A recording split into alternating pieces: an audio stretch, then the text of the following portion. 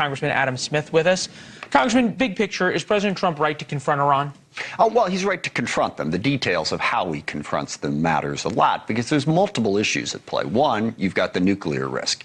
Iran's nuclear program has not been completely destroyed. It may have been set back, so there's still the risk of that. Two, you've got their missiles, which they're developing, which are threatening the entire region. Three, you've got the fact that they're destabilizing governments throughout the region. They're in Iraq and Syria and Lebanon and Yemen. Still right. Sponsoring terrorism and everything else. So we want them to stop that. They are also executing their own people in the streets. That was number four. That was number four. Yeah, all right. Well, then we're seeing what's important here. Yeah. Should President Trump be willing to make a deal that allows a regime that chants death to America and slaughters its own people to stay in power? In an ideal world, no. But we don't live in an ideal world. So the question is, how would you remove that regime that you accurately describe? How would you get them out? Is it worth the cost? Bomb them back to the Persian Empire? Right. Well, unfortunately, they shoot back. And that's why a lot of people in the region, including Israel, by the way, are not excited about that option because Iran has missiles and we have bases in the region. Arab states like the UAE and Saudi Arabia are concerned about what a wider war would look like. And then, as we learned, or should have learned, in Iraq and Afghanistan and Libya, okay, you remove one regime, what comes next? How do you know exactly what that's going to be? And it comes at an enormous cost.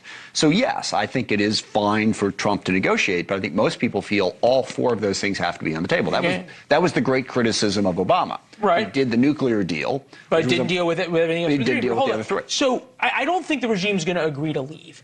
And I have heard over and over. On that, okay, yes. All right, so there you go. Yeah. But here's the larger point here, which is I have heard after the strike to kill Qasem Soleimani, after October 7th when Israel decided to go after Hassan Nasrallah and Hezbollah in Lebanon, after Midnight Hammer and before the strike on Iran's nuclear facilities, the same thing. We can't strike because of all of these things, these bad things that might happen. Hold on. Yeah. Those bad things largely did not happen. And I'm wondering, don't we owe it to 35,000 dead people on the streets of Iran who just simply cried out for freedom, that America answers that cry for freedom? But you're talking about a different thing here. All of those things that you just mentioned, Soleimani, the strike, Midnight Hammer, all of those things were not an existential threat to the regime. Okay, the regime is going to react differently if you come to them, as you just said. They're not going to agree to go. They are going to fight in a very, very different way. And I think that's part of the challenge of being the United States of America. There are people crying out for freedom in, gosh, dozens of different countries. How many wars do the American people want us to fight to meet that very real human need that you described? Okay, fair enough. And I can answer that question for you. That would be zero. They're tired of us fighting those types of wars. There's not all of those countries people are chanting death to America. And what I don't understand... Taliban were not exactly fond of us. That's true, but they have a little Nor was Saddam Hussein. Right. But hold on.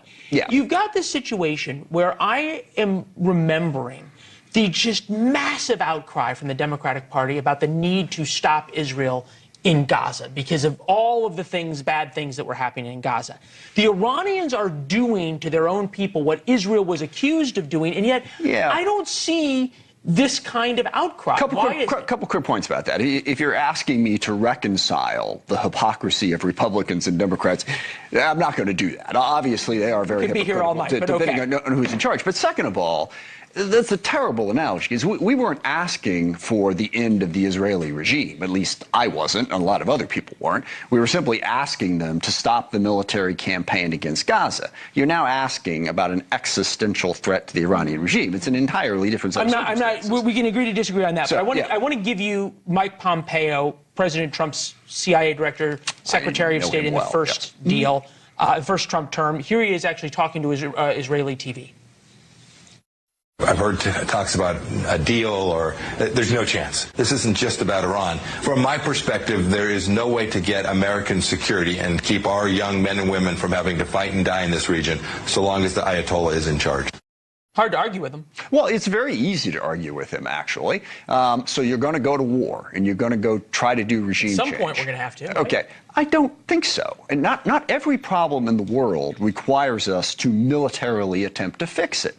And that's the thing. I hear you. In the same types of arguments you're making right now were being made about why we had to stay in Afghanistan for 20 years, why we had to get rid of Saddam Hussein, why we had to get rid of Muammar Gaddafi, and on and on and on. It drags us into a conflict. Look, it's not a perfect I was there war. in Libya. It's not a... Yeah, if I could snap my fingers and make the Iranian regime go away and have an Iranian regime that was focused on leading Iran well instead of exporting, revolution, yeah, we'd all take it. And That's insanity. But show me the path, and I'll tell you the path. The path is another bloody, endless war in the Middle East.